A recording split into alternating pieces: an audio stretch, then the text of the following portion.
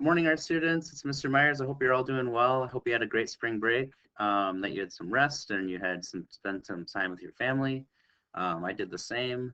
I did a lot of running over break, and then also I did some artwork and other sorts of things. Um, but anyway, so again, we're looking at our elements and principles of art. We're looking at the means of creating a successful design. We're going to be talking about color for this project. So, oops, too far there. So we're going to be talking about color and emphasis. The first thing we're going to look at is color, and I'm going to have you be collecting some colorful objects. Originally, this project is supposed to be a painting project, but since we don't all have paints, we can't do that project. But we're going to do something else that artists do currently, where they collect objects in various areas, and it kind of says something about the person, or it says something about the place that they did this in. So if we keep moving on here to the color wheel, so we're going to start with the primary colors.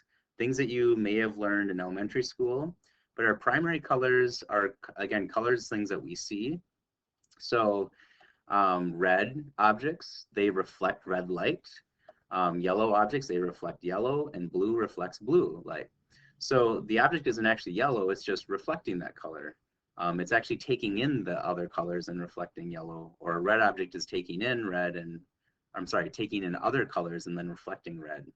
And then our secondary colors, they're made from these colors. So if we think about it, if we were to mix red and yellow paint together, we'd actually get orange paint. So sadly, we can't do it with paint, but we'll just be looking at objects instead.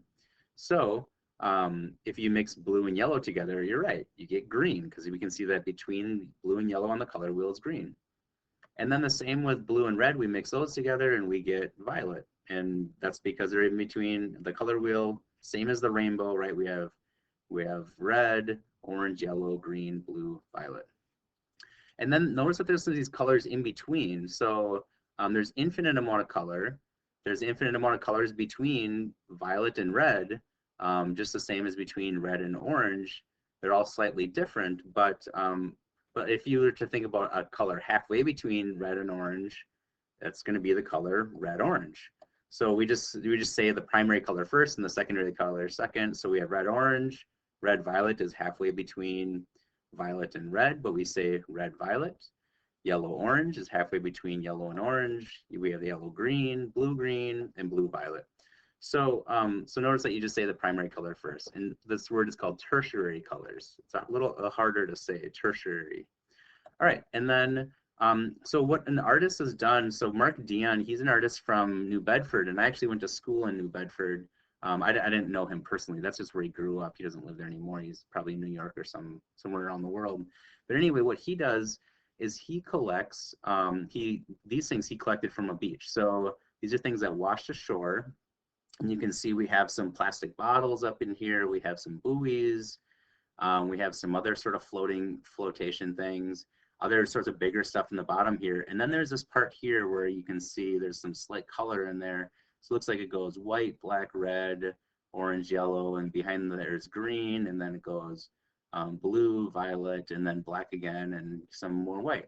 And that's actually what we see in the detail here. So notice that he made this like color gradation of red to orange. There's some yellow orange in there, and then yellow, and it looks like some yellow green down here, green, blue, blue green in that region, and then blue, and then there's going to be violet over there, as we can kind of see underneath the screen here on the left part of the image. So I mean, we're not going to go to a beach. So what he did is he went to this place, and either he just went along the beach, and and again, notice how industrial this is, right? So that's where there are a lot of garbages in the collector or something like that. So he went along the edge there, and he picked up these objects, and then he displayed them in a way that actually makes it look colorful. So he's commenting on environmental issues of how we throw stuff away into the oceans, but also he's commenting on the beauty of displaying things. So what you're going to do, you're not going to go to a beach, you're going to go to your house and you're going to collect things. And here's some student examples of what you're going to do. So notice that this is a color wheel. It's in the shape of a circle. We have red or reddish items, and then we have orange, we have yellow, green, blue, and violet. Notice that it's not all the same blue. We have some light blues, dark blues mixed in there. Greens, we have dark greens, we have lighter greens, we have some green yellows. Notice that this cup goes from yellow to green. So that's something that they found in their house. Notice types of objects. We have some shoes in there. We have some books. We have an orange. We have things that are orange. So boxes, food boxes, a bowl, a plastic bowl. Plastic things work really well. So just things that you have around your house. So this one, and what you're going to do is you're going to use 5 to 20 objects to make these things. Notice this next one, not as full. It only has about 5 objects. So this is an example of something that would kind of just be the bare minimum. But if that's all you have, that's all you have. I mean, it all depends on what you're given, or I mean, like what you can find. But you're going to have to be a little creative too in what you look for. And then another example we have here, and notice that these two, the background is kind of like the same things, and that helps for the image to show more, meaning that we just have that wood floor in the background. And this next one, because they have that carpet in the background, that gray carpet, it kind of makes it a little harder to see the things. And it might be because their picture's a little blurry. They're not necessarily over the top of the work like this last one. So that's a really good picture, very clear picture. Missing as many items. This one is probably the best example, has the more items, and then it's also a better picture. And then this one kind of it has a lot of items, but the picture's not as good. So I mean, there's plus and minuses to all those. You're just going to be like, did you find 5 to 20 objects, and did you make a color wheel? Is really what we're looking for here. So again, you're collecting 5 to 20 colorful objects of each color and arranging them in the shape of a color wheel. So again, the colors you're looking for: red, orange, yellow, green, blue, purple, but also those tertiary colors. Look for red, orange, yellow. Notice that we're not looking for white or black or gray objects. We're looking for things that are these 6 colors or combinations of these 6 colors.